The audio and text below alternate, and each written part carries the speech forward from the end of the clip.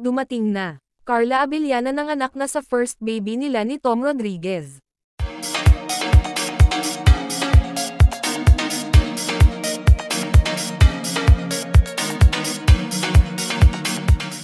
Matapos ang ilang taon ang pagtahimik ng aktor at aktres na si Carla at Tom ay napabalitang nagkabalikan din ito. At ayon pa sa kanila ay matagal-tagal na rin silang nagkabalikan at nilihim na lang ng dalawa sa mga netizen. Pinag-usapan din ang dalawa ng isiwalat ni Tom na nagdadalang tao na rin si Carla Abellana na kung saan first baby nila ito.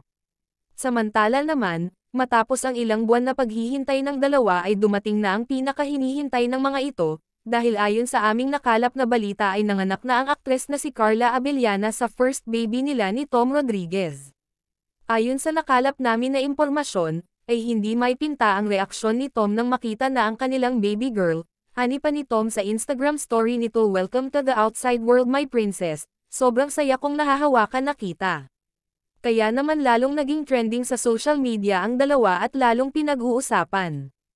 Samantala naman, binahagi ni Carla Abellana ang ilan sa larawan ng kanilang baby, na kung saan pinagkaguluhan at pinanggigilan ito ng mga netizen sa social media. Nakatanggap din ng mga positibong komento na kung saan labis din na ikinatuwa ng dalawang celebrity couple. And this are chika for today mga ka-showbiz, sana nag-enjoy kayo.